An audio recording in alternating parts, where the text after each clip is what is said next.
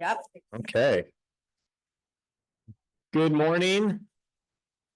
Oop, it's a little loud there. I don't know if we could turn. All right. Good morning and welcome everyone.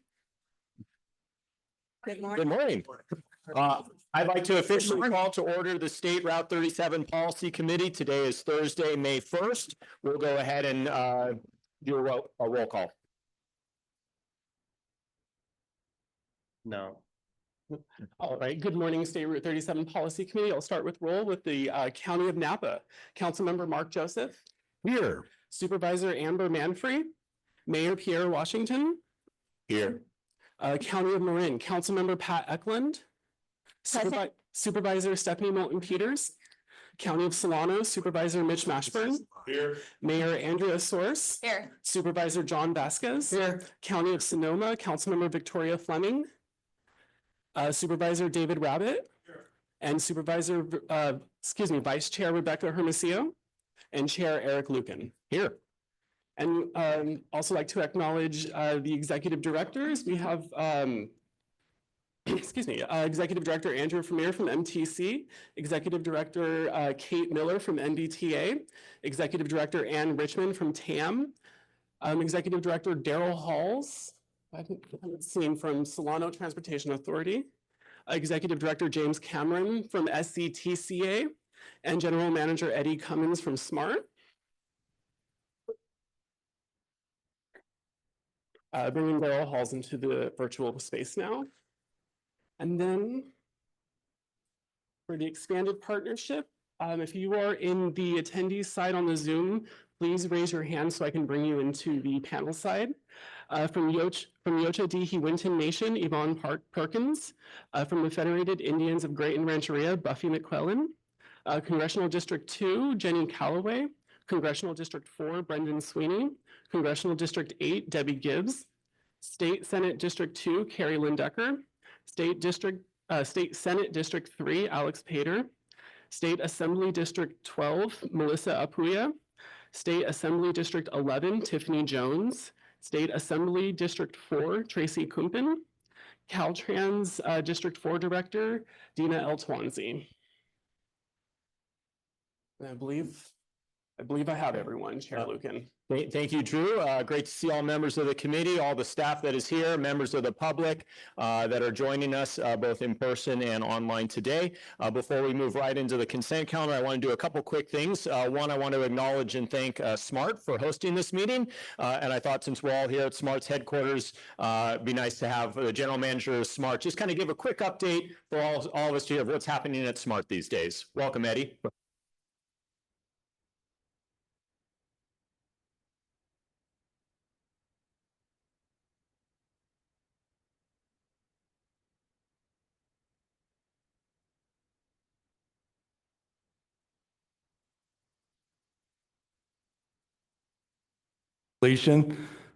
There we go.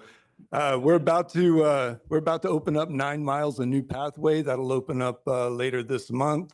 Later this month in the month of May. And then the big exciting news, by the end of the month, we plan to start picking up passengers at our new Windsor station.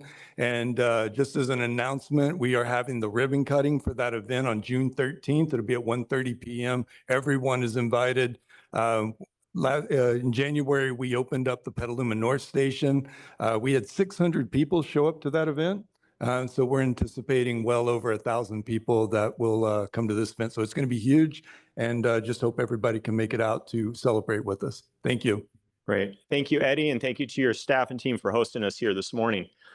Secondly, I want to acknowledge one member that's been a part of this venture for State Route 37, I think from the very beginning, and I think it's going to be her last meeting in her professional capacity, but you're always welcome to join as a member of the public, and that's Kate Miller. And I want to acknowledge her, recognize her, and all of her work on this committee over the years. And I think Danielle is, I want to hand it over to Danielle to say a few words, and then Kate would love for you to say a few words as well, because you've been through all of these meetings, and we just appreciate all of your service. Danielle.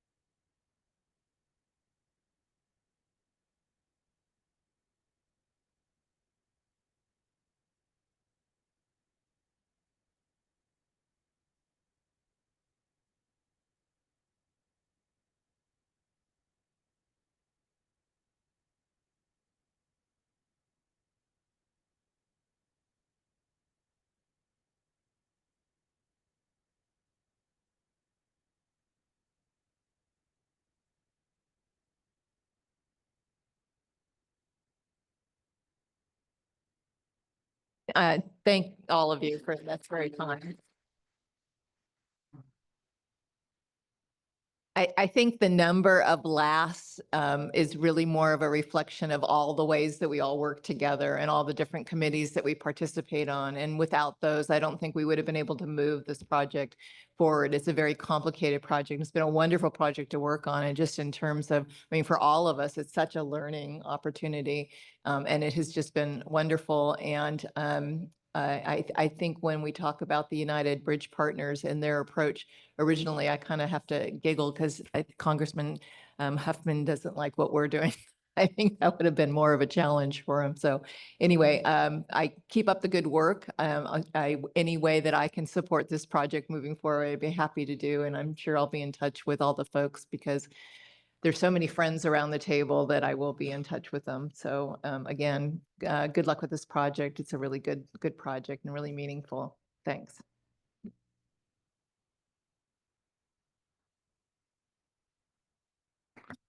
Well, thank you, Kate, and congratulations on your upcoming retirement. With that, we'll move on to our consent calendar. Before I do so, I'll just ask if there's any public comment on the consent calendar or any comments from commissioners.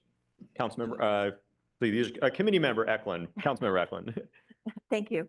I would like to move the consent calendar, and I've already passed on a correction in the minutes to staff. All right, so we have a motion. I move the minutes. Yep. Do we have a second? Second by Supervisor Rabbit. I think nobody's joined online, so we can just do this by regular voice vote. All those in favor? Aye. Any opposed? Consent calendar passes. Move on to item number 3, discussion and information items. Item 3.1 is an update from Bart and I on communications and the Fairgrounds Drive interchange. Welcome, Bart.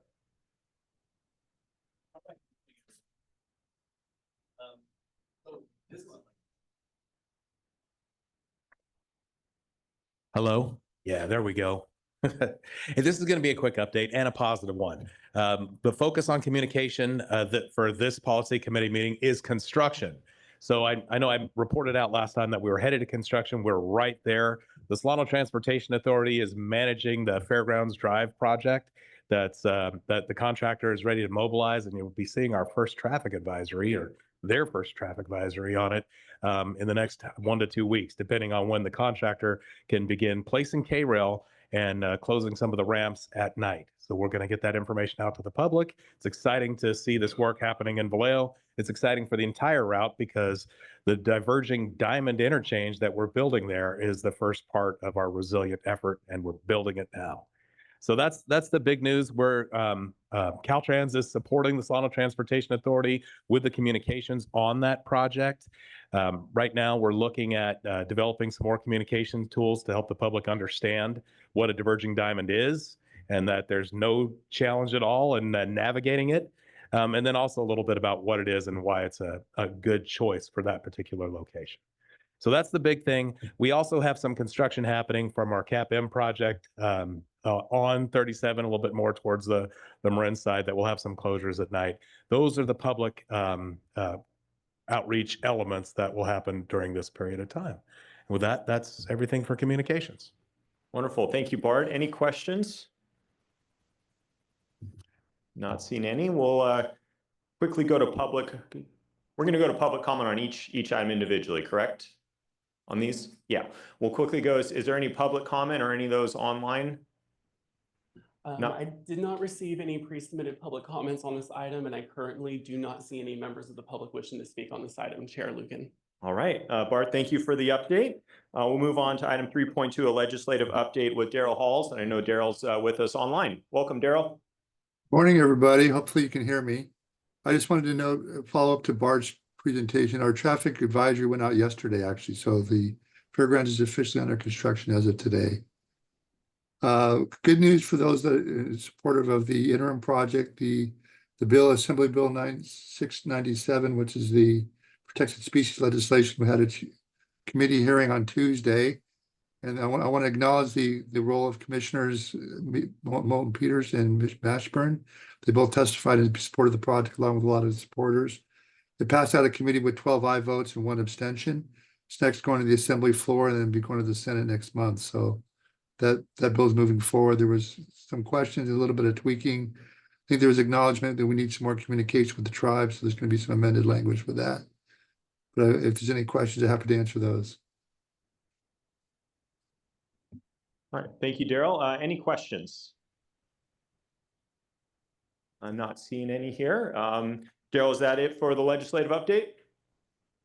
Quicker to the point. We'll quickly go to those online. We'll move on to public comment. I do see one hand up there. Yeah, so we see Kate Powers. Kate, I have permitted you to speak. You may start when you unmute yourself.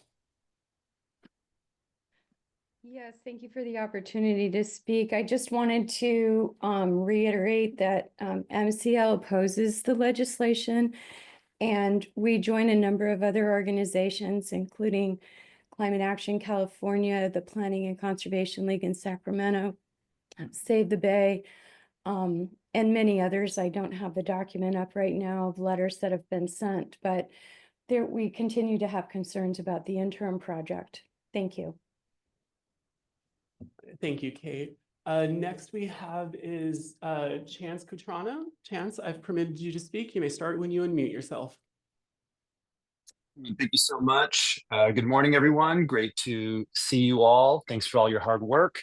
Chance Cutrano with the Resource Renewal Institute.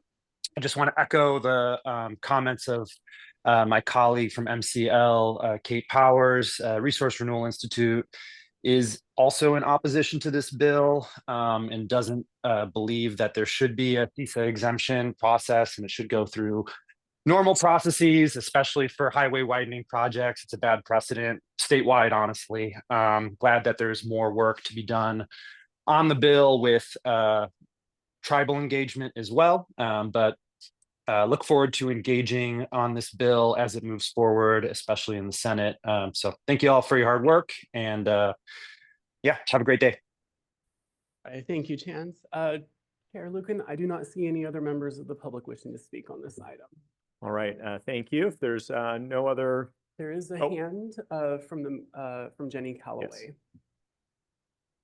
Hey, good morning, guys. I know it's no surprise to let you know that the congressman's vigorously opposed to this legislation. I just wanted to make sure that that was still clear to the group. Thank you.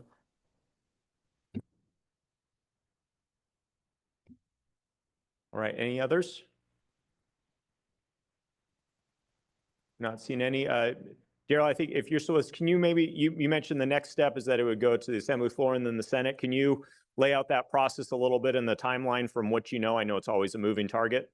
Yeah, I think the deadline is the end of May to get out of the House of Origin. So it's going to go to the Assembly floor next. I think it's going to stop at appropriations, but the project's funding the appropriations, so it's not state funded.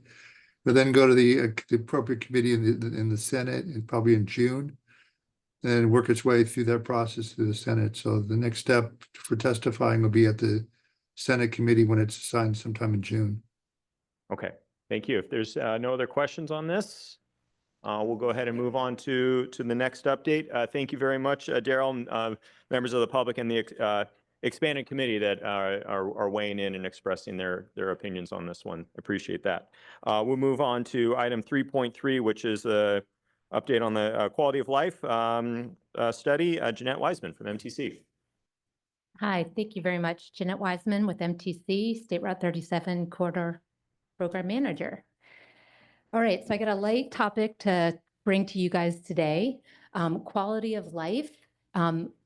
We know it's top of mind to you, to the public. We've been hearing a lot about it, which is why we're coming back today to speak on that and share how we are working on this.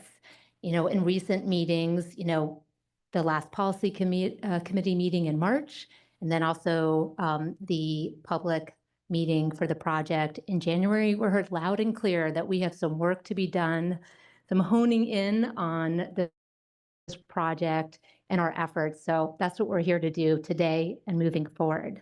So when we talk about quality of life, we want to put the project and the program in perspective. So we're working on approximately a 21-mile corridor, that's State Route 37. Why do people care so much about it? Well, there's just no easy alternative.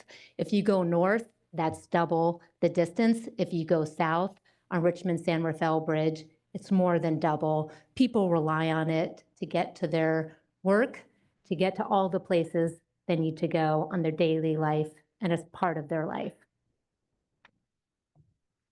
So we have been meeting as a program to work on this. So what do I mean by that? We have a broad group of transportation agencies that last year was formally expanded to include state resource and regulatory agencies. And we have been working to integrate our different missions and to really communicate and work better on delivering this program to you guys. We focused on quality of life most recently. We could also call it equity.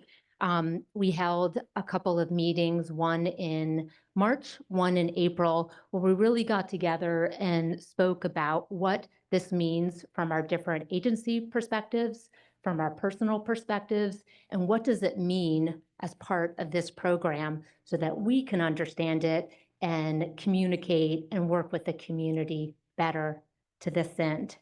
We had a couple of key takeaways that we're highlighting here and want to, share with you is our work. And that is, we need to make sure that we double down on being community-centered. We need to make sure we understand each other's meaning and develop a clear strategy and implementation of addressing quality of life concerns and really addressing the core equity drivers on the program. And we need to understand each of our roles and responsibilities towards that end. And then bring it back to the beginning, we need to make sure that we're communicating clearly and consistently to you and to the broader public about this. And we have a lot of work to dive deeper into that community engagement and then to take that feedback and input and integrate it back into our program. Next slide. All right.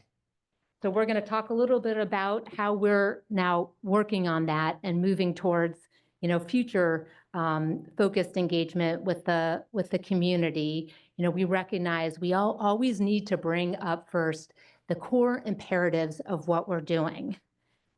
We understand we have key congestion problems that are stifling and can't continue. We know there's existing flooding. There is oncoming sea level rise that if we don't address, we're going to be visiting it like the Titanic. It's going to be underwater. There's no stepping away from that. And we have the ecology, which right now is being divided by, in no small part, State Route 37 and SMART. So we need to get that out of the way so that the ecology can be resilient and be restored for the people as well as other important wildlife. And all of this is a matter of equity. All of this is about quality of life. And all of this has to move forward. No action is not an option for us. So as we recognize the imperative of doing something, and really that's a matter of doing a lot of things, we have, we talk about, well, what exactly should the things we do cover? What are the core improvements that we need to integrate and should drive how we design a roadway and the ecological linkages and the things that matter to the community? So here we have a couple of things there's a lot, but here's the things that have really come back time and time again. We need to bring improved travel time and reliability so people can get to work, people can get to their appointments, people can get back to their family, and they can do it on time. We need to connect and support future economic development, housing development, and that linkage between affordable housing and jobs, and bring jobs towards the affordable housing. We understand as part of this process, we have the opportunity and really also important responsibility to build upon public access and improve the environment right there where people can come and be part of this amazing North Bay, San Pablo Baylands. It's important for our quality, our health, and the quality of our lives. Transit and supporting carpooling so that people have that option and we can get across more quickly, effectively, and give people an alternative to driving their personal vehicle. And the bottom line is we need to bring the funding so we can do this stuff. Next slide. So the team, in part led by Kate Miller, has been going out to the public for years and have been, what are the priorities? How do we do this? What matters to you? What you're seeing here, that traffic congestion came out and has come out repeatedly as the #1 priority because it impacts people now, it impacts people severely, and it continues to get worse. And so when we did a series of engagement open houses in 2017, 2018, and that included surveys, we heard loud and clear that was the #1 interest with the vast majority and the very highest level of concern. So that was our marching orders. That's what we needed to do. We saw that as priority #1. And why is it priority #1? What does that mean? Well, just to put some numbers to that, the bottleneck that occurs from the 10-mile stretch where we have a 1-lane road at Sears Point to Mirror Island results in long and extensive traffic, particularly in the morning as part of the peak commute going west, and then even worse in the afternoon on the return home. So that is substantial, and people lose hours of their day every day on that commute. Next. And we have no transit because who's going to sit in transit in that? It doesn't work. So the team developed the Sears Point project, the near-term project, the priority project to address this. Key to that is adding a lane so it continues to be 2 on either side. Remove the bottleneck. That will enable transit and prioritization of HOV, which this project will introduce that transit and will include the features to prioritize both. And everyone's favorite, tolling. We're going to talk a little bit about why tolling. Well, as we were looking at, what needs to happen and how we can fund it, we looked through a variety of funding sources.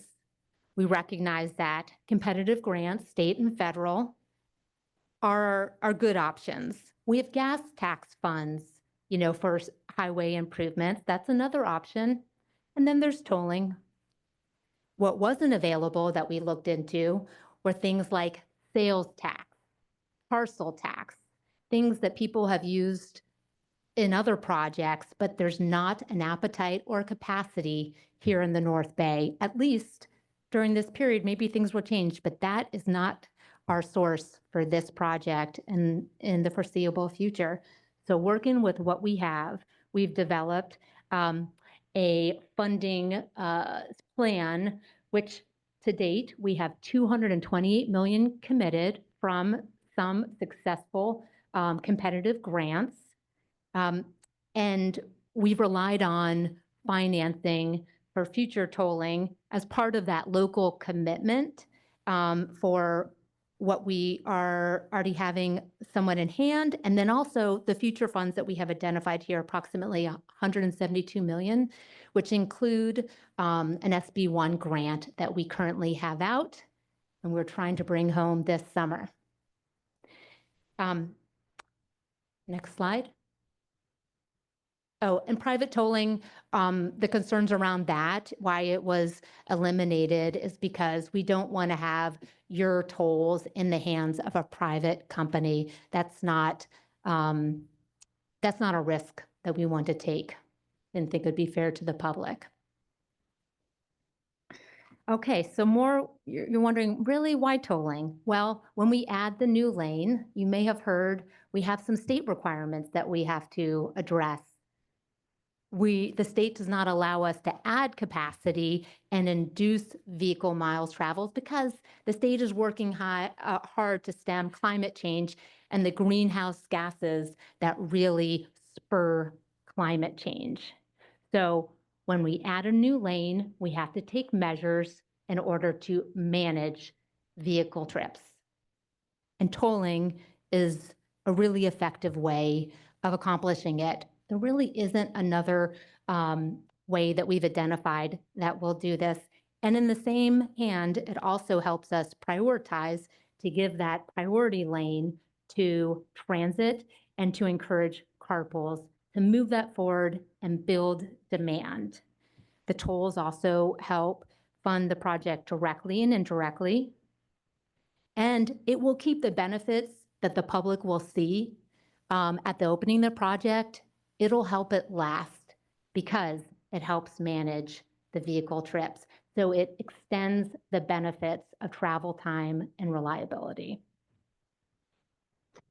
All right, so some other questions we've heard that we want to come back and explain clearly. Well, how much are these tolls? We are proposing tolls similar to the other Bay Area bridges, looking at 2 directional tolls. That means when you go west, you would pay a toll. It'd be half of the standard toll. So look at that as $4 at current rate. And then coming east, it would be $4 as currently proposed. Where will we be collecting tolls? This has been a hot topic. Well, as part of the near-term project, that has to be in the near-term project. That's where we're adding a lane. That's the improvement. So we have to have it between Sears Point to Mare Island. But why not west of 121 in the future? There's no reason we can't. And we are looking into it, and we will be looking for future locations west of 121 as part of our future improvements. Where will this money go? The money that's being collected from Sears Point to Mare Island. So it's going to go in to fund this project and maintain these important improvements of the roadway, keep it safe and operating so people can continue to get to where they need to go. It's going to support transit and van pools. We heard you, that's important. We need to keep that transit and van pool transportation demand management funded and to continue that forward into the future. And we will hope to continue to build off of this work and have local money, local match for the future long-term improvements. Next slide. So how's this going to happen? How are we rolling this out? I'm glad you asked. So the vision is an HOV lane that's free. We want you to go 2 or more in a vehicle. And the new lane will be tolled at the Bay Area Bridge toll rates, half with the 2 bidirectional rollout. Where are we in that process? Well, so far we have that 2023 CTC, California Transportation Commission approval. We're working on our federal toll program, and we will not be tolling anyone until we provide the new lane and the new improvements, and we're anticipating that in 2029. Who pays the toll? Well, the people in the toll lane, and we are looking at a discount program similar to what's currently in progress, in place in MTC, and looking to make sure that works with our communities. But that's something that we need to develop with you as the full community, and that's what we're going to be doing as part of our ongoing and really directed outreach, which I'll get into in a second, because we really need to get more information about what are your priorities from here in terms of available future toll revenue funding. Next. So what we're talking about, what we're looking into for that public outreach and engagement, our goals are to get embedded in the community. We need your help to figure out where that should be. What are the community groups we should go to? Where are the events? We really want to build that connection, and then we want to go back again and again so we get the near-term feedback, and we're going to have more questions. We're going to need more feedback from people. We're looking at going to community groups, going to meetings and events, and sending out, messaging. Please let us know if you have a group you recommend from your community or that you're a part of, or event that we can actually connect with. Real live travelers of State Route 37, we want to be there. And we have a focused outreach and engagement process that we have in mind, that we are working towards for the remainder of 2025, summer, fall, and winter, to really get into more of the toll program. But we're going to continue in the discount program as we have more information to share with the public and give and opportunities for specific feedback. But we're going to continue, through the opening of the project, and I'm sure well beyond, as we continue with the long list of projects that we have to bring the quality of life issues that you have to bear. And with that, I want to bring up Bart Ney, who can speak to some of the other communication tools that we've been working on and that we'd like to pass by you.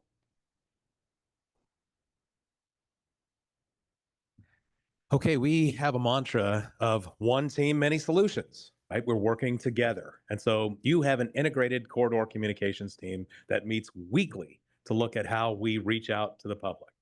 Roles and responsibilities are really important. Each of our agencies sometimes have a slightly different look at how we're going to achieve this, but we are a team. And so what our integrated communications team did together is look at the challenge of communicating to the public. This is a public meeting, and we're just kind of putting our cards on the table. This is how we want to communicate to the public. A little bit more directly, a little bit more understandably. There's two challenges that we see in communicating the concepts of State Route 37, and in particularly tolling and equity. Complexity, because it's a galaxy. There's so many different things going on State Route 37. It's hard for any of us to keep track of them. So we need to simplify. The other one is uncertainty. Any mega project has a certain amount of uncertainty as you build it through the years. And the public needs to hear what our strategy is, what our goal is, where we're headed. Even though there's some uncertainty along the way, we need to address the uncertainty in a way that they can understand it and that's sticky, in a way that they can remember it. So we took a shot at focusing on this issue and put together a video that we want to share now. So go ahead, Drew. What would we do without Highway 37? It's a vital route connecting communities in the North Bay, but there's no denying that the commute is a daily grind, especially around the morning bottleneck at Mare Island and the evening bottleneck at the intersection of Highway 37 and 121, where the roadway merges from 4 lanes down to 2. So why does the road narrow to 2 lanes on the east side, but not on the west side? Is this why the traffic is so bad? That doesn't seem fair. The constant stop and go traffic creates frustration and wasted time. It contributes to air pollution as vehicles burn more fuel and release harmful emissions. With no viable public transit options along the route, commuters are left with few alternatives to avoid the gridlock. So what's the plan? We're going to match the stretch between Sears Point and Mare Island with the rest of the route, going from 2 lanes to 4. Sears Point to Mare Island Improvement Project will add a lane in each direction, easing the bottlenecks, reducing greenhouse gases, and improving the traffic flow for everyone. At an estimated cost of around $500 million, this project will be funded through a combination of sources, including us, the users of Highway 37, through tolling. The tolls will be collected by introducing a high occupancy vehicle lane, otherwise known as a carpool lane, 1 in each direction. Transit options will also be introduced, increasing the number of people moved per vehicle while decreasing the number of cars on the road. Lots of questions surround tolling, so let's break it down. Your toll dollars will generate consistent revenue to repay the loan used for project development, ensuring timely repayment. They will help contribute to maintenance, keeping the roadway safe and reliable. Lastly, the toll revenue can serve as a source of matching funds for future projects like the Causeway, enabling the continuation of improvements on Highway 37. The project will add some environmental benefits too. The Tolley Creek Bridge replacement will restore historic tidal flows in Toll Lake Creek, supporting larger baylands restoration efforts. The tidal salt marsh, known as Strip Marsh East, will be restored, reestablishing an important marsh environment. With project completion estimated in 2030, the Sears Point to Mare Island Improvement Project is a significant step toward addressing the traffic challenges along Highway 37. While tolling may raise some questions, it ensures the necessary funding for the project's development and aids in future goals. Together, let's build a resilient 37. All right, so that's just a sample, a draft sample of the direction that we want to go with communicating some of our more challenging topics to the public. Obviously, you can't answer everything in a minute and 30 seconds, but what we want to do is continue to build messages like this in a way that people can understand them and easily get to them. And so this is the direction we're going. That we're happy to take questions. Great. Thank you, Jeanette. Thank you, Bart. We'll go to community member questions. I'll start with Councilmember Joseph. Yes, thank you for the presentation and all the background information. So maybe there's something wrong with the way I think, but I'm imagining if I were a commuter and I'm paying arguably $160 a month to do the toll, how will you keep me from driving in the toll lane when I'm passing the camera and then getting back into the regular lane or vice versa? How do you ensure that I pay my toll, if I'm supposed to? Does that make sense? Makes lots of sense. And that's something that we're working on right now to really understand the best ways of setting up successful operations of the tolls and enforcement. I don't know if Kevin, if you want to add more specifically to that. You gotta come up. Come on up, Kevin. Can you come to the mic so we can get it on the recording and those watching online? Yeah, I'll add that we're gonna be really working with Caltrans and CHP in terms of coming up with some good enforcement strategies to really prevent that from happening. And then, we do expect that technology is going to continue to improve with cameras so that we can, use technology to help with enforcement. So I think we're gonna go all fronts in terms of working with CHP, and you're gonna continue to look at the technology front to help with those. Okay, thank you. Councilmember Eklund. Thank you very much. I have some background questions. I haven't read everything, but if you can help me to understand what kind of studies have you done to actually verify that this is really going to work in terms of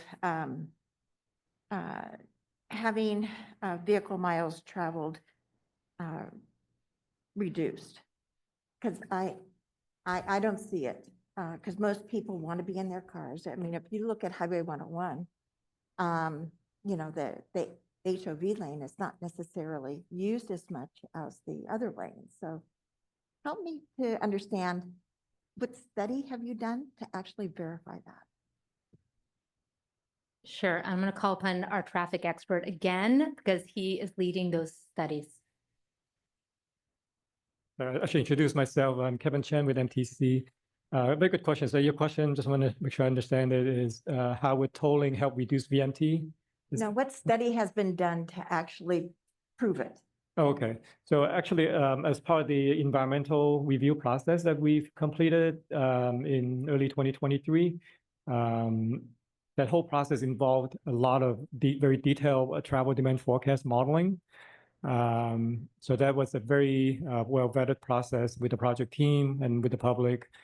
The basic idea is that, with the tolling and the HOV lane that will be provided as part of the project, it would encourage a number of folks to switch from driving alone into carpool.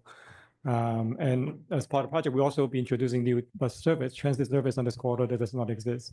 So all of those will help contribute to reducing the number of people that are currently driving alone, because now they have those new options.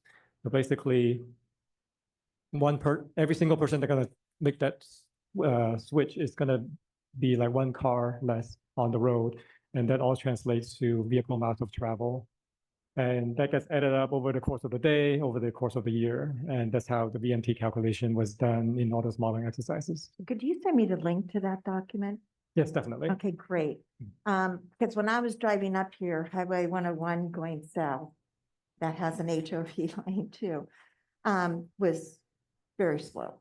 And yet the HOV lane wasn't necessarily used thoroughly. So anyway, the other question I had is you indicated that you made the statement that tolls are like the other bridges. That was the statement that you made. This is not a bridge. And so a lot of people will question, why are you doing a toll on the actual road? When in fact, Highway 101 doesn't have a toll on the HOV lane. So help me to understand how we would explain that, because I'm not sure everybody would understand it. Because there's no comparison. Sure. No I mean, comparison to a bridge versus a lane on a freeway. right. So in terms of the justification and the relationship to our projects, we very much see what's happening on State Route 37 in the near and the long term as introducing a new and more extensive bridge to the Bay Area, because that's what we're doing in order to accommodate that ecological connectivity. So I would start there. I would acknowledge that we have a different lane management than the bridges. So it is a little bit of a combination of what people might look at as a bridge scenario or environment and an express lane environment.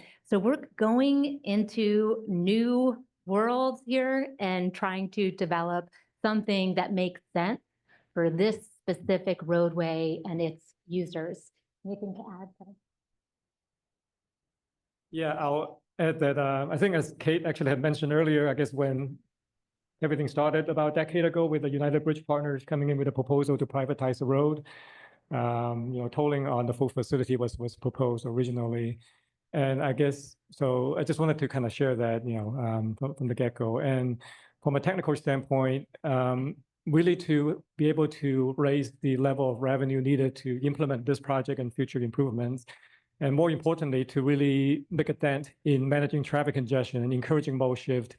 This is really a tool that's necessary as part of the project to manage VMT and other things that was mentioned in the video and throughout the presentation. So. And my last question is, do you have a document that talks about what the sea level, what the rise of the bay would be in comparison to the levels of Highway 37? Is there a document that has studied that?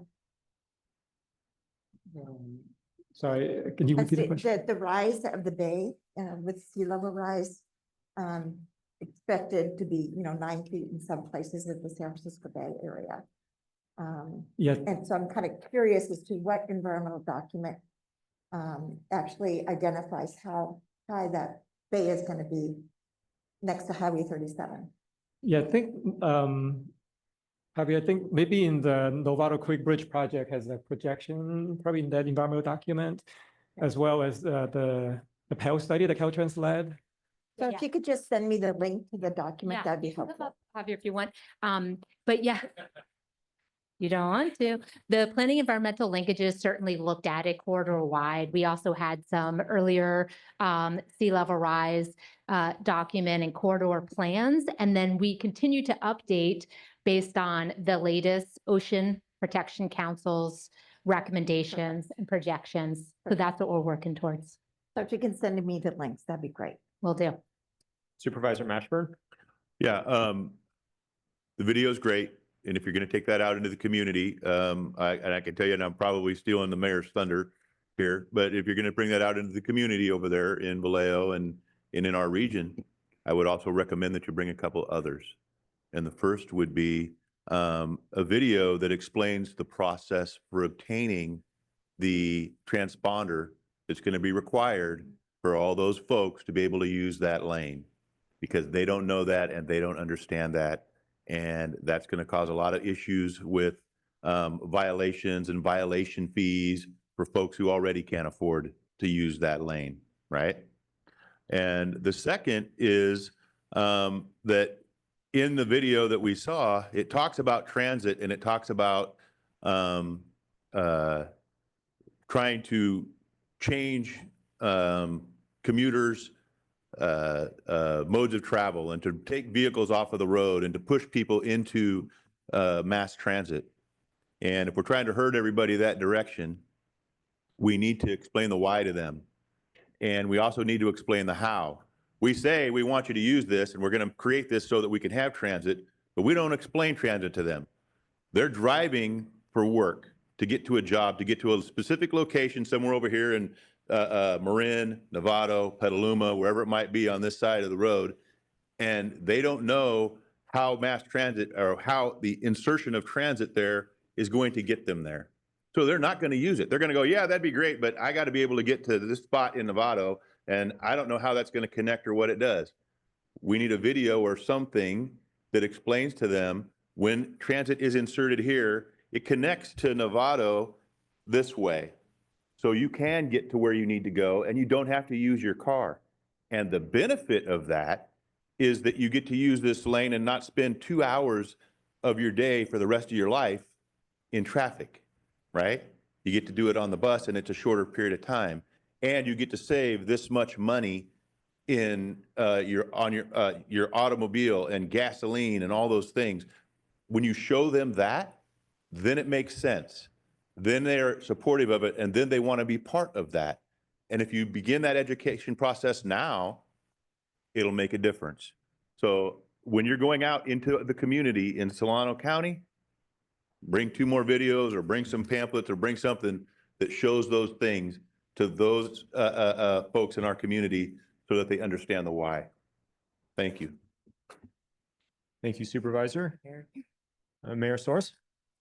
Yeah, thank you. You segued nicely into some of the points I was going to make, which I think, first, I appreciate how the information's being presented, and I appreciate the data from Vallejo, because I think there's been obviously a lot of concern in Vallejo specifically about the tolling. And as a city, we're in a unique position, and then the rest of our county kind of through Vallejo that we're told this will be the 3rd different direction out of our city. And so we're boxing people in a city and a county where a lot of people commute out for work. At the same time, though, as we saw in the poll, the congestion is a huge issue. And I think when you hear from the community, there is a sense of pragmatism and a sense of understanding that, you know what, if this is the thing that's going to allow us to do this project that widens the road, we might be okay paying a toll. We just want to make sure that we're part of the process, that we're heard as part of the process, and that we're not boxed into the point where you can't leave Vallejo without paying a toll. And my suggestion is, and it's similar to what Supervisor Mashburn was saying, we have on our Solano Transportation Authority, we have an equity committee that Supervisor Vasquez chairs, and I would request that that committee be very heavily engaged in the development of the discount program, because there's going to be there's going to be a need to think through different scenarios. I don't think directing people to transit is going to be pragmatic for a lot of folks. And we talked about this at the last meeting, where you've got, folks that work in the trades or construction that have work trucks.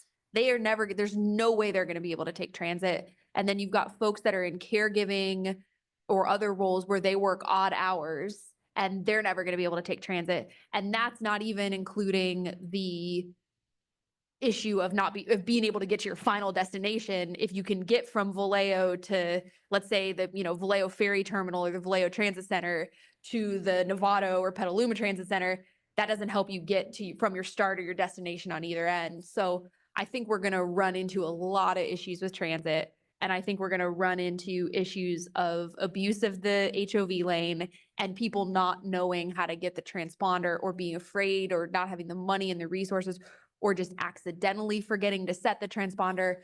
And if we can engage the equity committee on that now, we can start to think through some of those scenarios and get the comms out. And I think especially for Vallejo specifically, if we're doing comms now about the Fairgrounds diverging diamond, and we're building the audience and we're reaching people, we might as well go ahead and start talking about this stuff as well and not wait until 2028, 2029, when this thing's about to open and go, hey, by the way, you have to know how to set this transponder to 2 and sign up here and go here to get this enrolled in this discount program if you're a commuter. The other thing that I wanted to flag, I think the visual that came up on that one quality of life slide that showed the bottlenecks, that bottleneck is that Mare Island interchange. And so I would reiterate that I think I would hate for us to spend $500 million on a project and then re-bottleneck that interchange as Mare Island develops up. So I do think we need to include the interchange in the project. I think we have a collective responsibility altogether to get the funding for that. But if we have buy-in from MTC and we have buy-in from this group and we have buy-in from our neighbors, our friends in Sonoma and Marin and Napa counties, that'll help us then be able to make that case for all of us to try to get the funding to do that interchange, because that fundamentally is going to impact all of us. Even if you're not physically in Vallejo, you're going to have to go through that if you're transiting 37. And we're just, I'd hate to widen the road and then Mare Island starts developing up and that interchange just bottlenecks for a different reason in the exact same place that it's bottlenecking now. And I sat on it this morning, so it's not great. So those are my comments, and thank you again. I think we're making some strides, and I'm looking forward to being part of the communication on how we really roll this out to the public and get them engaged. Thank you, Mayor Source. We'll go to Vice Chair Hermosillo. Oh. Mike, I think great point. Thank you so much on the equity component. What I'd like to add is the video was great. We should also make sure that we are thinking of language access for all of the different counties that we serve, and that the video is translated in predominant languages used in those counties. Supervisor Rabbit. Just to follow up on that, I thought some years ago we did a origins and destination study. And I wonder, just in terms of the public transit side of things, what percentage of those folks through that study would be, to Supervisor Mashburn's point, and the mayor, would be able to take public transit? I mean, what's the universe that we're looking at? I'm kind of curious about that. The other thing is that I've been thinking as we're talking about it and seeing the video, which is fine, are there many examples of 2-lane highways with 1 HOV lane, and how have they performed in terms of, and I know that HOV enforcement is an issue. I would imagine it's more so when there's only 2 lanes available, especially if you have a preponderance of folks in commercial vehicles that can't take advantage of the one. Do we have any examples of that? I think we're forging new ground. Yeah, there we go. And we are looking at those issues, certainly, as Kevin noted earlier, working with CHP to figure that, like, building space for them to be there and present, and helping with that management, looking at technology systems that will help more immediately and effectively identify, detect evasions. And we're working on that. That really is, I think, the work that we have over the next 3 years in developing a toll program. And we're finding a lane management project to do this new stuff. Yeah, go ahead. I guess, is this where you would use the like the double white line as and limit where people can enter and exit? And then I wonder too, just thinking it through, financial projections, should they be taken into account for the unique circumstance of this road, and maybe not just use what a typical HOV per, however that's calculated, I would imagine per vehicle count, because it may be different. Yeah, I guess on the first question about the design, we do have a little bit of it in terms of the double white stripe. It's kind of like there's trade-offs for sure. Basically, if we need to provide the double wide for long distance, it does mean more widening, because it takes space, right? 6 inches of space. So that means 6 inches of widening, additional widening that we need to do. So we do have a little bit of it, I guess, approaching the toll gantry and after to help minimize that problem. So that's that point. I'm sorry, and the second part of your question was?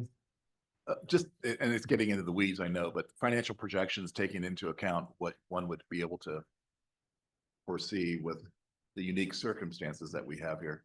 Yeah, in terms of the financial projection, the traffic revenue analysis, actually the work that's ongoing right now, we do take into account some of the potential violation based on what's happening around the region in the bridges or the express lanes, to make some assumptions so that at least we can be a little bit conservative, but also thinking forward that, again, thinking that this is an area that we can improve as an industry, that hopefully things will get better over time. No, I appreciate that, Kevin. I do think, getting to the point made earlier, that with such a unique circumstance, it's really incumbent upon us to make sure that we communicate the benefits that people who are sitting in the right-hand lane in congestion in the future, seeing the other lane next to them, understand why and how it all fits together. So I appreciate that. Thank you. And, you did ask about the origin and demand analysis and how we're going to size up and build transit system and service that makes sense. And STA is really taking the lead. They're building off of MVTA's past work on this to understand the trips, where people are going and when, and how we can best meet those needs, noting we won't get everyone, but that doesn't mean we can't really provide an important service for those that fit properly. I know Daryl has been advocating and really helping build up a vision of a micro transit rollout to meet the initial demand, and doing travel or transportation demand management efforts to really get the word out. To your point, Supervisor Mashburn, that will need to happen before and during and after, and really make the right transit options, and potentially and hopefully build that up as the demand and our ability to serve the demand increases. Supervisor Moulton Peters. Great. Thank you. So thank you for the presentation. I want to build on the comments that my colleagues have made. We need to bring forward robust demand management strategies. And I'm going to point to strategies that have been working in Marin County already with van pools. Our Transportation Authority promotes van pooling, and I think for employees that are working at similar locations, Mill Valley Public Works has had a van pool from Vallejo for 20 years. And so there are ways to bring employees together in van pools. They don't have to rely on transit. So we need to bring those forward, those working examples. Similarly, the treatments for HOV lanes, we have working models throughout the Bay Area of how the lanes are treated and how information gets out. We need to bring that forward. These are things that work already.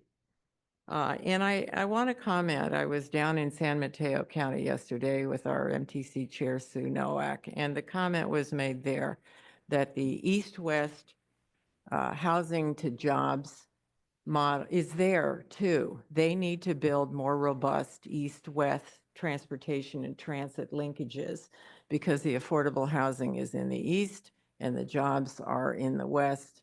And so this is a situation that we face a Bay Area wide. It's not unique to the North County. So we've got to pull together to bring in these models, find ways to make this work, actively cultivate ridership in every way that we can. And it's not just here, it's throughout the Bay Area. So thank you. Thank you. Any other comments from committee members here or questions? Maybe from our expanded partnership group. Before we go to public comment, I can't see the names there, but Drew, is there anybody from the partnership? Yes, we have Shane Trimmer. Welcome, Shane. Hi, thank you. Shane Trimmer with Congressman Jared Huffman's office. I noticed in the video there was the estimated cost of $500 million, and I know that number's been out there for a long while. Quick question, when was the last time that number was evaluated?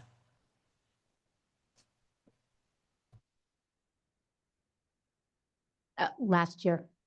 Last year was the most recent. Would love to see a copy of that, because I know talking with stakeholders, I've seen higher estimates. And then one other comment, I know that estimate does not include the removal of the fill that will be required in the widening project of the interim. So if we get to the ultimate, the cost of the removal of that fill, was curious, what is the estimated cost of the removal that fill would be? Do we have an estimated cost of that? I don't think we have an estimated cost at this point. I think that's something that won't happen for another decade or two because it'll only happen once we have the long-term project in this section in place and operational, because we can't remove State Route 37 until that point. So that is something that will take some time to really understand the practicality of those costs at a future date. At the same time, I know that it's something that we are interested in coordinating with in terms of regulatory and resource agencies to look for efficiencies and opportunities to do that better, as well as, to use the existing improvements, in a variety of capacities. So depending on how that gets rolled out. So for example, bike pedestrian use, and coordinating with resource agencies and land managers. For example, we have CDFW to the north of State Route 37 with Cullinan Ranch and those areas. And we need to make sure whatever we do in removing what's essentially a levee doesn't cause, harm to their restored lands, but we do it thoughtfully. So I don't have a number for you. And we're not going to have that estimated cost until we start looking at ultimate, and that'll be applied to ultimate. I think that sounds right. Thank you. I also see Daryl with his hand up too. Yes, Daryl Halls. There we go. I just wanted to follow up with Commissioner Moulton Peters' comment on TDM. We think that's the starting point because we mentioned the Fairgrounds project. That's incorporating transit. We're working with the county on a mobility hub at the fairgrounds. And the advantage of the van pools is we can scale it up. They're easy to start. We're doing a pilot right now with Vacaville, Dixon, and Sacramento. We were running a van pool for about 2 years. It's working very well with drivers. You can scale it up, and as you get demand, you can convert to express bus. The other advantage is on the west side, of course, I think you know better than I do, but there's destinations to San Rafael, Novato, Petaluma. So more microtransit sized vehicles makes more sense because you can have a van going to each direction. And as the ridership grows, you can continue to build it as time expires. So just want to support the TDM option. Drew, any others online from the partnership before we go to? No. No members from the partnership. Okay, we'll go back to Supervisor Rabbit.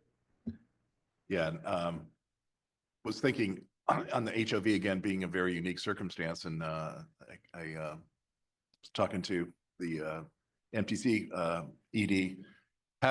Is there an example of an HOV lane that could also be kind of a hybrid lane with a express ability to allow for a small fee, perhaps a single occupant commercial vehicle to occupy that lane? It seems to me if congestion is the primary concern here, and you have 2 lanes, and one of them is going to be an HOV lane, and again, getting back to the origins and destinations and who's using this, a lot of, in my opinion, what I see in the mornings at least, a lot of tradespeople and people who have no other ability to use public transit.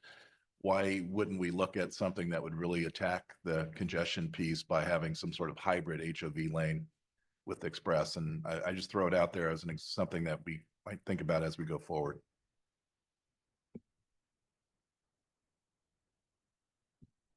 Great. All right. And then to wrap it up before we go to public comment, I just have one question and 2 quick comments. One, HOV hours, mainly because it's top of mind because we've been talking about it Marin and Sonoma recently. Where are we at with regards to the HOV hours on this portion of the corridor, and what's the early thinking at it at this stage? Yeah, so the proposal is all the time that it would be always an HOV lane.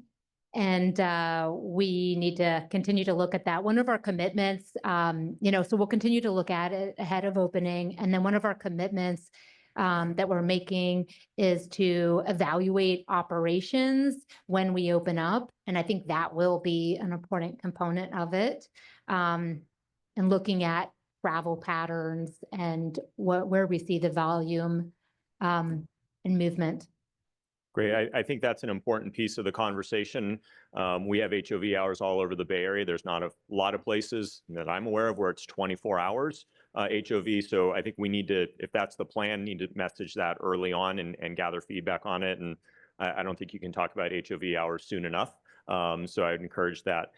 Two really quick comments. One, I really appreciate Mayor Source's comments on the Mare Island interchange and the potential bottlenecks there. I think on the west side of the corridor at the 121-37 interchange, I think it's important to recognize even with this $500 million investment, we will still have a lighted intersection at 121-37.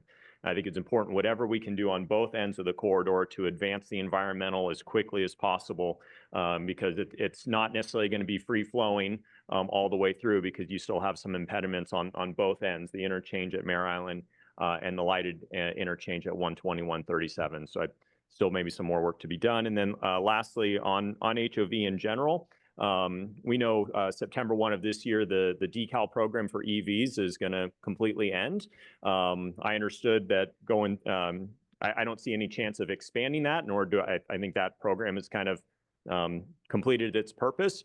I also understand it probably takes an act of Congress, which got me thinking long-term, 5 years, is there another type of decal program that maybe we would push for or encourage around particular sectors, whether it's the trades or teachers or other sort of vetted sectors where you could introduce a decal program.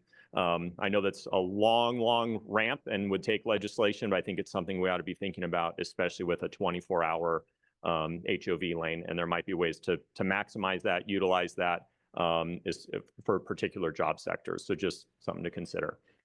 With that, we'll go to public comment. And I see we have some hands up here. And I also know, I think Supervisor Monica Brown is out there. I don't know if she was able to raise her hand, but I'll make sure we call on her as well. Most certainly. And we'll start with Supervisor Monica Brown. Supervisor, I've permitted you to speak. You may start when you unmute yourself. Okay, there we go. Can you hear me now? Yes. Okay, great. Thank you. All right. So a couple things. So I represent District 2 in Solano County, which means Mare Island, South Vallejo, and et cetera. So a couple things. Number one, I do not understand why the folks that have to take their truck with them cannot get some sort of a discount because their truck, as far as I'm concerned, is like their office. Number two, the fact that it didn't even occur to me that the HOV lane would be 24 hours. That just doesn't seem right. The other for me is that I have a weekly newsletter that goes out to 30,000 people in my district. And I would love anything that you are sending out to send it to me. And I can send you my email. It's not that hard. The work email is mebrown@solanocounty.gov so that I get the information because a lot of people do read it and it is sent around. The other is that you need to have, as far as I'm concerned, a website that is transparent.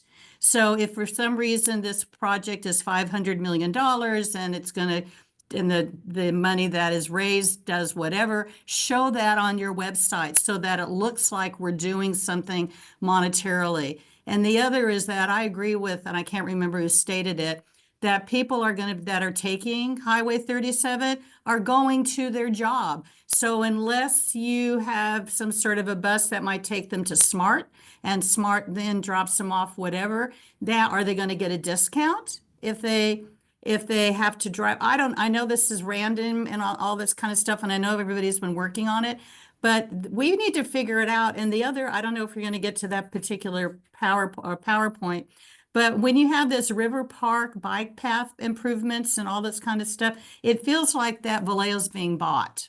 So that was my thought. Thank you. Thank you. Next we have is Steve Bertelbaugh. Steve, I've permitted you to speak. You may start when you unmute yourself. Thank you. Steve Bertelbaugh with the Transportation and Land Use Coalition of Sonoma County. A lot of attention is being given to the HOV lane on the eastern section. but nobody is talking about the need for an HOV lane on the western section. When this was raised with Caltrans, they said, nope, we won't do it. No explanation of why. If you don't have the HOV lane going all the way to Highway 101, all you've done is move the backup of traffic from where it is now to the 121 intersection. You really haven't accomplished very much. I hope that Caltrans will rethink the idea of the HOV lane going all the way to 101. Thank you. Thank you, Steve. Next we have is Kate Powers. Kate, I've permitted you to speak. You may start when you unmute yourself. Thank you. I have just a couple of questions. One is on the quality of life slide where the bottlenecks are that was referred to earlier. It shows eastbound that the bottleneck is in approaching Highway 121, and westbound it's in the area of Mare Island and the intersection that was discussed earlier. I think it would be really helpful in communicating to the public how the interim project and the ultimate project are really integrated, because one study showed that by improving the intersection at 121 with Highway 37 would do a lot to reduce the congestion in and of itself. And I'm wondering if improving the intersections at Mare Island, so there's a more smooth flow roundabout or whatever, for example, going north to 121 without a stop intersection, and how the intersection, the work that's being done east of Mare Island is going to help reduce the congestion. I think that would be important for us to understand on implementing elements of the ultimate design now and investing in those. I also am wondering if the 228 million that was referenced in the slides, if any of that is federal committed funding, and whether or not any of that is in jeopardy. And I think that all of that is important in looking at how this project is going to be funded and paid for a lifespan of only 18 years. So I do think that I appreciate the effort to communicate and helping all of us understand better how the costs of the project and the benefits of the project are integrated with the ultimate project. We can say that we're doing the ultimate project eventually, but if there isn't the funding there to do that, and the commitment now, and the look and the planning for the ultimate project as part of, moving off of the interim project, then I think we're going to fail when sea level rise is expected to overtop this construction in 2047. Thank you. Thank you, Kate. Next we have is Chance Cutrano. Chance, I've permitted you to speak. You may start when you unmute yourself. Thank you so much. Thank you all for hearing me again. I just had a quick question. I really appreciated the comment or the question from the chair and then from the supervisor regarding 24-hour HOV, or the intention to have that, and the need for public communication and clarity around that. And obviously that question dovetails well with one of the council members' earlier comments about the technological needs to make sure that people aren't changing lanes and trying to do things to figure out how to get around the toll gantry and stuff like that to make sure they're not getting charged. So there's some questions there.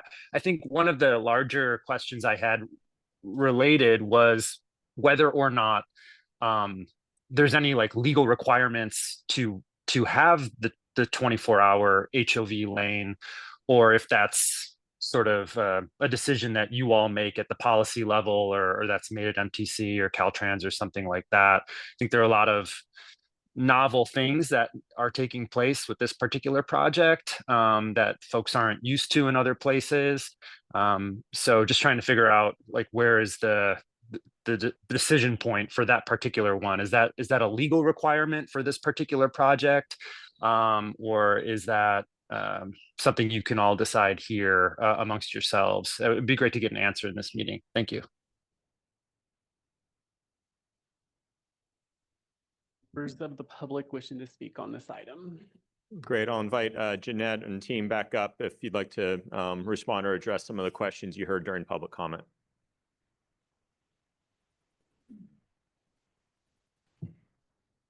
About HOV. Oh, the HOV hours. Yeah, so I guess while it's not common in Northern California, actually in Southern California, HOV lanes are 24/7, I believe. So it's not uncommon in the state. I think for the HOV hours that's proposed for this project on this corridor is more so linked to the fact that we're also proposing tolling on this corridor. So the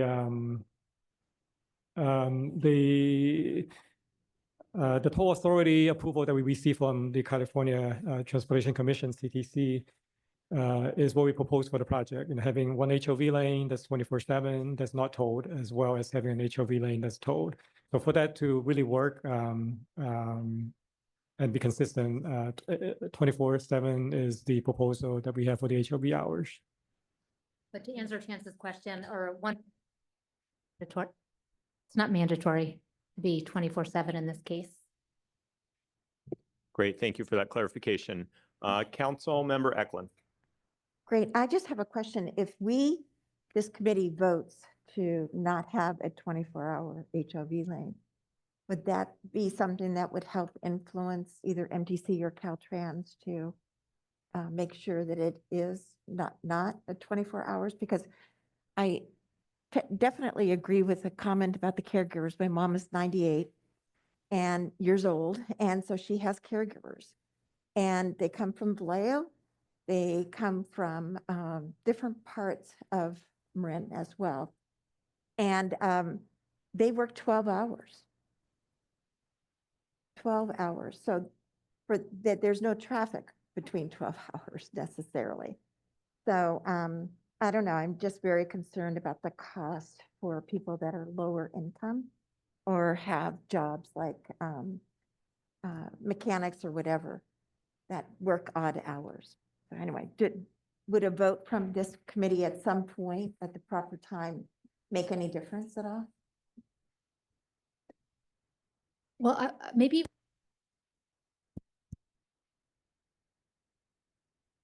I'm going to attempt to answer that, council member. So partial reasoning behind the 24 hours HOV is the reducing the VMT. So one of the things that we were looking at when we were doing this conversion is in order for us to maintain the same level of VMT, we needed to have an HOV and the express lane. Having said that, it's not something that we cannot go back and reevaluate from a traffic perspective again, but it would definitely, if changing this configuration would definitely trigger some VMT additional studies and perhaps some mitigation measures in that as well. So I just wanted to put that out there that this was part of the mitigation of not increasing the VMT. So is there anything else you wanted to add on that, Andy? I think that this was a big reasoning behind it. So I hear your concerns and we're definitely open to look at it one more time from traffic studies perspective and see how and what are the possibilities. Could you send us a link to that study? Oh yeah, we should be able to do that. Okay, great. Thank you. Supervisor Mashburn, and then we'll go to Councilmember Joseph. Yeah, really quickly. So I think to address some of those concerns about the 24-hour piece, one of the big reasons that we're talking about doing this, according to Caltrans and everybody else, is to reduce vehicle miles traveled. And if we're only offering transit during peak commute times, then we're not affecting it 24 hours. If you want to affect it 24 hours because you're going to charge for 24 hours, then there needs to be some form of transit alternative offered for those folks who work a 12-hour shift or who may not work during traditional commute hours, which we were talking about earlier with the times for the HOV lane. So there may be adjustments that can be made on the transit end rather than the tolling end with a connection or a provision of service that's off hours. For an example, a van pool that commutes at 5 in the morning, right? Instead of the traditional 7 a.m. to 9 a.m. commute time that's significant, might make a difference and would justify or be part of the validation for the 24-hour toll and being able to modify behaviors in commuters to push them into mass transit, as long as there's some mass transit that works during that 24-hour period, if that makes sense to everybody. So instead of adjusting the one end where we're doing the tolls, let's adjust the other end where we're doing the transit. Councilmember Joseph. Yes, and I'm just kind of formulating in my head issues. So I, as a disclaimer, I'm not sure this will come out well thought out, but it does seem like if one of our objectives is to reduce traffic congestion, and that's like 90+% for the public, 24-hour or 24/7 HOV kind of works against that, because at least transit demand management is one option to try to spread the traffic out to minimize the congestion. If you're going to pay a toll no matter what, it kind of defeats the the compelling argument for start your schedules earlier or later. So I recognize vehicle miles traveled or reductions thereof as a state policy, but to the extent that it's linked to greenhouse gas emissions and ultimately we are going to get away from fossil fuel vehicles, there comes a point where in 10 or 20 years, VMT reduction doesn't serve any environmental benefit. There's certainly advantages in not having a lot of trips, but it's not as compelling as addressing congestion, and that is maybe better handled through managing when people are using the road. So it just seems like philosophically and strategically, we need to start juggling more variables than just one or two state policies that address one or two specific issues. This is an opportunity to think more globally. And like I said, I'm not sure I know what the answer is, but it strikes me as we may be thinking in terms that are counterproductive to what we really want to accomplish. And I think we just need to think about that. Thank you, Councilmember. Any others? All right, Jeanette, we've already did public comment. I think there's a lot of good discussion, a lot of good questions, a lot of follow-up. So thank you so much for the presentation on this with regards to quality of life. We'll move on. We've got two other items left. Next is item number 3.4, which is public access. And Skylar Wynn is going to present this.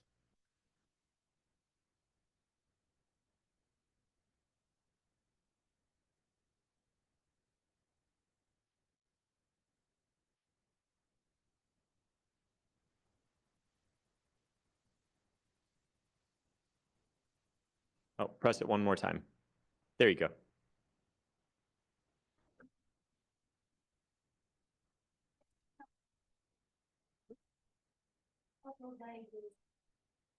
It's all on me. Thank you. We're all here to help. Thank you. As you know, San Pablo Bay is really beautiful and provides a lot of opportunities to get outside, to be in nature, and enjoy recreational opportunities. So one of the ways that the Seal Point to Mare Island Improvement Project can better serve the public is to improve access to those outdoor opportunities. So over the past year, we've worked with many stakeholders to scope out what public access options are in the surrounding areas. And after considering factors like the timeline, the scope of work, and the feasibility of implementing them, we have come up with a draft proposal with one top option that we wanted to present to you today. And so I'll cover the location, the scope of work, and why we believe in its benefits. Next slide, please.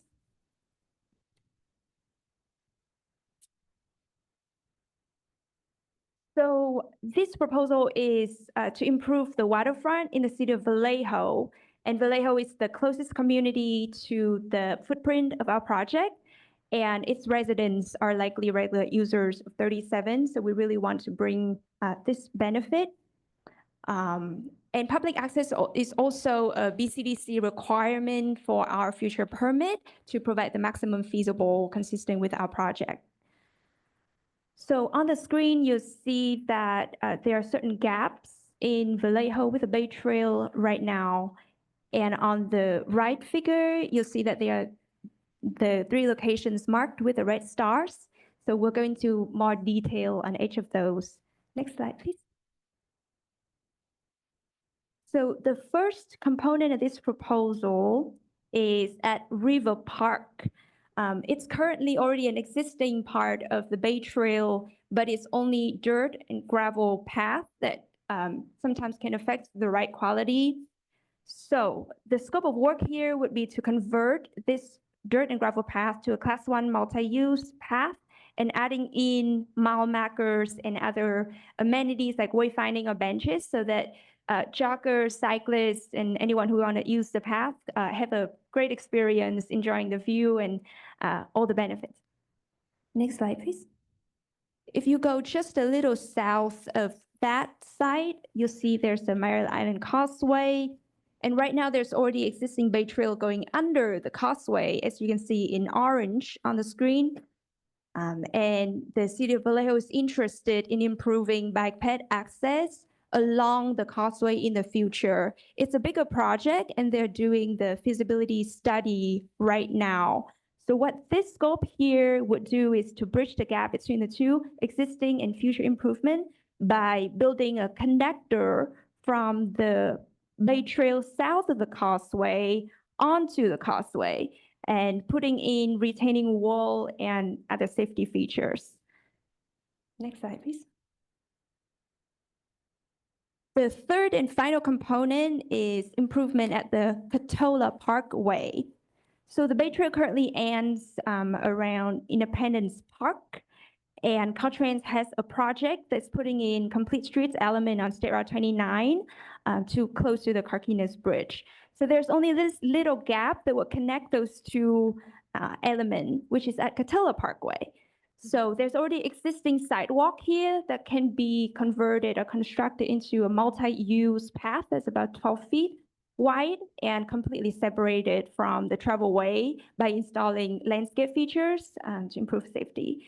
And the scope of work also includes performing curb ramp adjustment and utility work and lighting as necessary. So those are the 3 components. This is my last slide, and they can be implemented separately from each other and still fulfilling that purpose of either improving or closing gap with the Bay Trail.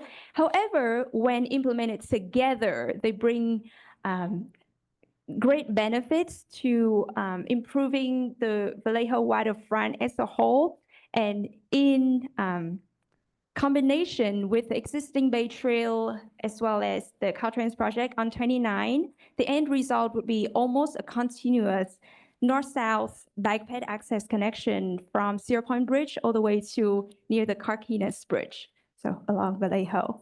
The proposal is still a draft right now. This is the progress we've made so far, and it will be finalized in the permitting phase along with BCDC.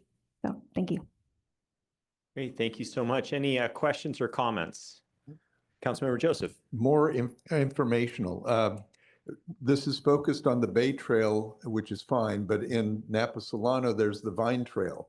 And the question I have, and maybe Vallejo knows it better than you, how much of this is an overlap of the Vine Trail in Vallejo?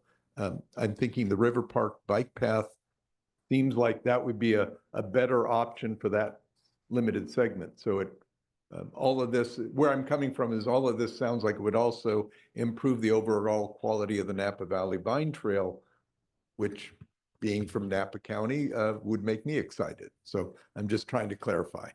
Thank you. Air Source? Yeah, the first 2 are overlap.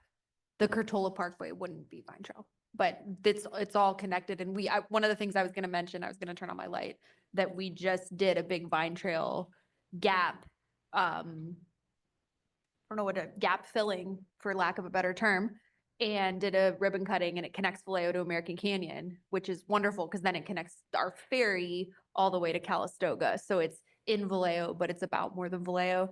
And these first two would be part of that. It looks like just improving that and improving, if I'm understanding correctly, improving how the trail goes through the causeway interchange. Is that accurate with that second, the bike access to Mare Island Causeway? So We're it's taking access- what goes under the causeway currently and It's onto the causeway. onto the causeway. So it will pave the way to your later future development along the understand. causeway, yeah. Okay. So Perfect. this all sounds great. I appreciate it. And yeah, I'm happy to speak to the regional implications of this because to me, this is a nice way to connect to our neighbors, north and south and west. What's been the engagement with the city of Vallejo thus far? What do you need from the city of Vallejo for this to move forward? Thank you for the support. So we've been coordinating with Mark Hembrick and along with Lee from the San Francisco Bay Trail. And they were really helpful in letting us know the community outreach has happened so far to identify like the public access opportunities. And we also talked a little bit about the timeline, the scope, and how to implement this. So they've been instrumental in that. And then the next step for us would be to bring this to BCDC in our permitting process and get their feedback and go from there. All right, thank you. Supervisor Mashburn. Yeah, just really quick on the money piece of this. Is this figured into our $500 million cost? Yes. And what about ongoing maintenance for those particular areas that are going to be improved? Is that going to fall back on the city of Vallejo? Is that going to be a Caltrans thing, like a Caltrans right away, and they maintain that? Who's maintaining all the bike paths and right of ways and all those things down there? Thank you. So I don't have the authority to decide that. But in our past discussion with the city of Vallejo, we've talked about contributing funding, and they would be the lead for designing, building, and then maintaining it because it will be part of the city's property. So. Yeah. Does the city know that? Yes. That's what we're coordinating with Mark Helmbrecht, the Public Works.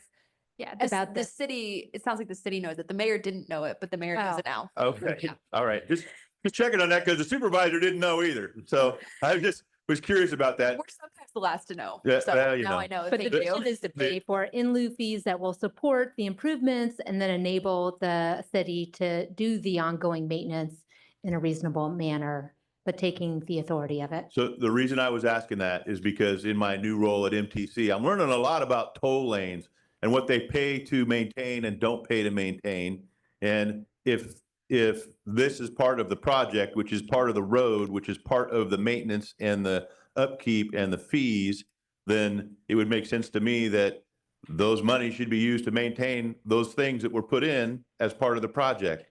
While it may not be the pavement that's being driven on, it is part of the project.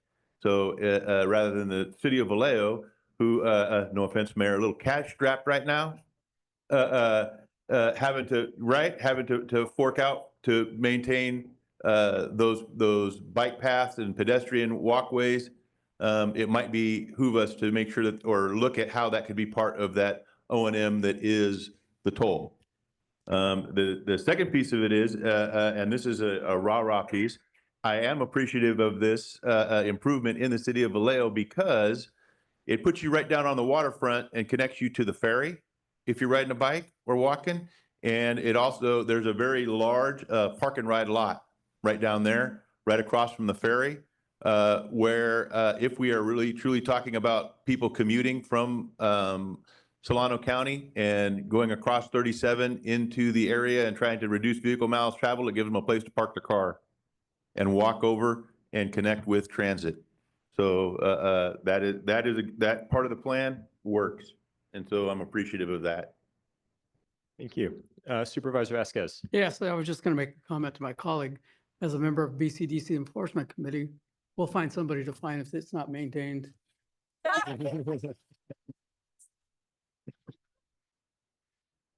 All right. I don't see any other comment. We'll see. Are there any public comment? Alrighty, I do see one member with their hands raised. 1 second. Oop. This thing. There we go. Alrighty, Kate Powers, I saw that your hand was up. Alright, I've permitted you to speak. You may start when you unmute yourself, Kate. I'll make this quick. I just wanted to get clarification that the bike access to Mare Island Causeway was actually planned to connect to the Ultimate Project bikeway that is part of the conceptual planning for that project or not. I do appreciate the comments about connecting to the waterway and the ferry, and I support the connection of the Bay Trail. But just wanted to know if that to me would be integration between the two projects, if that is an example of that. Thank you, Kate. Do we want to provide an answer on that? Thanks, Kate. So, we are just going to be beginning the environmental analysis and preliminary engineering of the long-term section here. So that's something we can look into and consider at that point. Great, thank you. I think that wraps up this item with regards to public access. Our last item is item number 3.5, the long-term flood reduction project on US 101.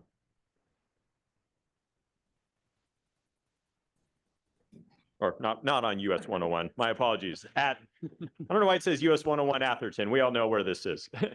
Nevada Creek Bridge. Thank you, Chair Lugan. So I'm Javier Mendeville, Regional Project Manager with Caltrans. I handle the SR 37 corridor, and I'll be giving a quick update on Nevada Creek Bridge replacement. Just a reminder, this is our first long-term project in our program, and this is phase one of the flood reduction project. So the flood reduction project covered US 101 and Atherton Avenue. Nevada Creek Bridge is pretty much the red, and then the blue will be covered in the future as part of phase two. So purpose and need is to replace Nevada Creek Bridge with the elevated structure that'll address recurring flooding and sea level rises to projected year 2130 levels. And once again, this is the first phase of our ultimate resiliency program. Next slide. So our funding situation is essentially the same as I last reported, but I'll just go through it quickly. Our state SHOP program covered $10 million for the environmental phase. Our design phase is being covered through Senator McGuire's Assembly Bill 179 from the general fund. Our construction support and capital being covered through the IIJA grant and local regional funds. And we continue to have a $65 million funding gap. Caltrans is looking at different ways of covering that. So I'm hopeful that in one of the upcoming meetings, I'll have better news in this regard. Next slide. All right, and then here's our schedule. Our last milestone was completing the environmental phase in January of last year, and this covered both phases 1 and 2, so Nevada Creek Bridge replacement and the causeway between 101 and Atherton. We're currently working on the final design. We just completed our 65% design milestone last month, so we're making really good progress. The team's working on developing permit applications now. Hopefully those will get submitted by the summer to give the resource agencies plenty of time to permit the project. Our due date for the design is next year, so we have a year to complete it, and that deadline is tied to the IIJA funding, so we have to reach that deadline. And we'll begin construction the following year. That sums up my presentation. I'll take any questions. Thank you, Javier. Any questions on this? Get around. Not seeing any, Javier. Thank you for the update. Let's quickly see if there's any public comment here. We have one from, is that Kate Powers? Oops, sorry. I see that your hand is up, Kate. I'm not sure if that was a leftover from last item, but just in case, I've permitted you to speak, and you may start when you unmute yourself. Sorry, that was left over from the last time, but I appreciate the report. Thank you. All right. That concludes that item. Javier, once again, thank you for the update. We'll move on to item number 4 on our agenda, which is public comment for items not on today's agenda. See if there's any in the room. Not seeing any online. Confirming I'm not seeing any members from the public online wishing to speak on items not on the regular agenda, Chair Lucan. All right. Well, with that, thank you everyone for participating in today's meeting. Our next meeting is going to be July 10th in Napa County. I want to once again congratulate Kate Miller and thank you for all of your service. And we'll miss you at the next meeting, but we will be meeting again on July 10th. With that, our meeting is adjourned.